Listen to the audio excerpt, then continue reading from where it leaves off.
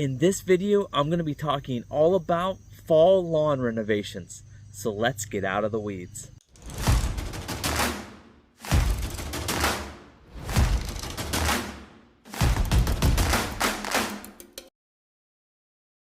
So you can see behind me, today is aeration day.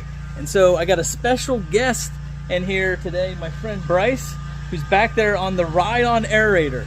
So normally most years I've always been doing kind of the manual aerators where I'm lifting the thing up and doing that. This year I decided to go with a ride-on aerator. It's much faster, much bigger, and a lot more fun.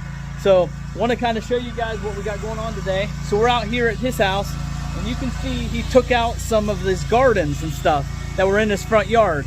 And so now we just have some bare dirt kind of here behind us that we're going to be doing some aeration, some seeding, some peat moss, and some fertilizer. And so those are kind of the four main things that I put down on a yard whenever you're getting ready to seed. And so right now we're beginning with aeration. Now what the aerator is going to be doing is it's going to be having these metal tines that stick into the ground, and what they're going to be doing is pulling up the cores out of the ground.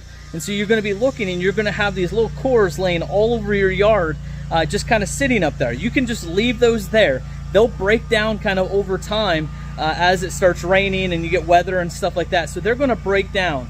So just leave them there. But your yard's going to look a mess after you run the aerator. So what this is going to be doing is it's going to be allowing for some of that nutrients to get down in there. When you water, the water to get down in the holes, the seed, the fertilizer, it's going to just kind of help loosen everything up in your soil and just kind of allow the ground to kind of take up more of that nutrients so your yard can really start to thrive. Now, the biggest difference with a ride-on aerator versus kind of what you'll typically see people rent, just kind of the walk-behind ones, the biggest difference is going to be the hydraulic pressure on this one. This is forcing the tines down into the ground with hydraulic pressure. So it's going to allow you, even if your ground's decently hard, it's going to allow you still to pull up cores. Whereas if you're just getting a typical walk-behind aerator, those are going kind of based off just the weight of the whole machine. And so if your ground is really hard, it may not be enough weight pushing down to get those tines down into the ground. Either way, you want to try to water your lawn leading up to aerating. Now you don't want to do it right before and have everything soaked, but the morning of, when you're going to get your lawn aerated, get that irrigation going so that way your ground's a little bit softer, so that way you can pull better plugs. The better plugs you get, the better your results you're going to be able to get. Looking here closely, this is some of the main areas of focus for us. The rest of his lawn is going to be mostly just overseeding, but we have a couple areas here that were flower beds that we're now just going to be grass. So you have this one over here. Next you have this over here. It was pulled out a bunch of plants down through this area here. And so this is going to be another area kind of seeding there on the bare ground. Lastly, we have another flower bed that was out here that we're going to be doing some seeding on. And so the first thing we're doing is just running that aerator through. Now, as you can see behind me, you're not going to really be getting plugs whenever you're going through on kind of just some of this topsoil here. What you're going to more or less be doing is when you're running the aerator there, we're kind of just helping to level this all out and it's almost acting as a tiller. It's kind of tilling up all this loose soil, getting the bed real nice and ready to receive some of that seed. Now, once we get done with aerating the entire yard, and if you're renting your own aerator, do as many passes as possible. Don't just run over things one time. If you can do a double or even triple pass on your lawn, it'll really help. Poke as many holes in there as you possibly can. It'll really help get results. And you'll be surprised at how quickly your lawn recovers. Yes, your lawn will look beat up, but your lawn will recover very, very fast. Now, the next thing we're going to be doing is we're going to be putting down fertilizer and grass seed. Finally, after we get the grass seed and fertilizer down, we are going to put down peat moss over top of the areas. Now, I'm not going to do peat moss over where there's already grass, but on all these bare areas, like the ones you can kind of see behind me, those are going to get a thin layer of peat moss over top of the seed and fertilizer. The peat moss, when it gets wet, is going to get heavy and kind of help to hold everything down. Then, as you know, as I've talked about before, when it comes to seeding, water, water, water. We got to get a lot of water on this over the next 3 to 4 weeks to really start to see the results. Now, if you look here beside me, I've used this fertilizer here before on the channel from Advanced Turf Solutions. It's a good starter fertilizer, 16-28-12. so it has all the nutrients we need to get the good grass seed started. Behind me is the grass seed bag as well. Here we're going to be doing turf type tall fescue, one of the best grasses you can get. It's a good all-around grass. Now his lawn here is not irrigated, so it's typically just getting the water that it's going to be getting from nature. And so turf type tall fescue is a good grass choice for this type of situation because it is one of the better ones for drought resistant of the cool season grasses. And so we've got a high quality turf type tall fescue, and he should be getting really good results. Germination somewhere around 14 days. So here I go, I got my hopper loaded up with my fertilizer.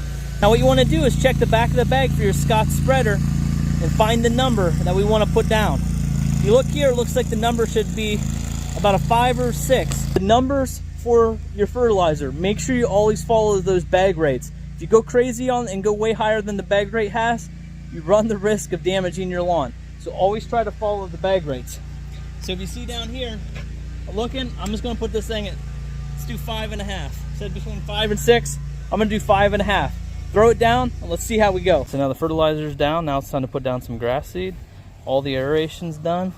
If you look closely, you can see the plugs kind of all throughout the lawn. Like I said, just leave those on your lawn. They'll start to break down. And in a few weeks, you won't even know you even aerated. But you will see the results of it. Your lawn will look real nice. So here you go, here's our grass seed. You can see the grass seed looks green. It's because it's coated. This is the coated seed, so it has some of the stuff on it to help get better germination, better results. And so, yeah, so sometimes it won't look like this. This is going to be, if you buy some coated seed, you might get some different colors. And so that's why ours looks a little green. Now, when it comes to putting down your seed, you want to be pretty generous. Now, you don't want to go crazy and just dump it all over the place, but get the area pretty good. I know you're going to have different seeding rates for your different grasses, but when you're doing these bare spots, make sure you're covering it real nice, good layer, but don't go so much that it's crowding itself out.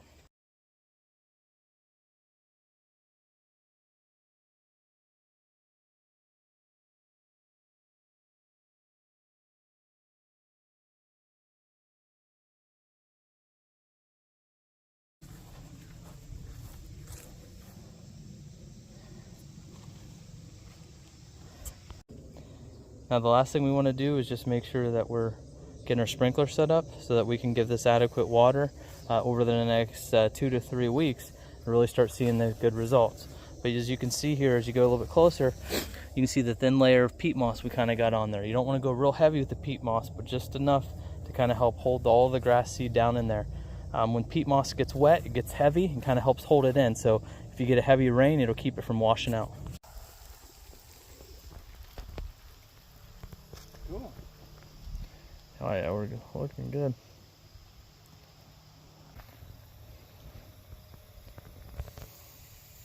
So now I hope you all enjoyed this video. I hope it was informative for you.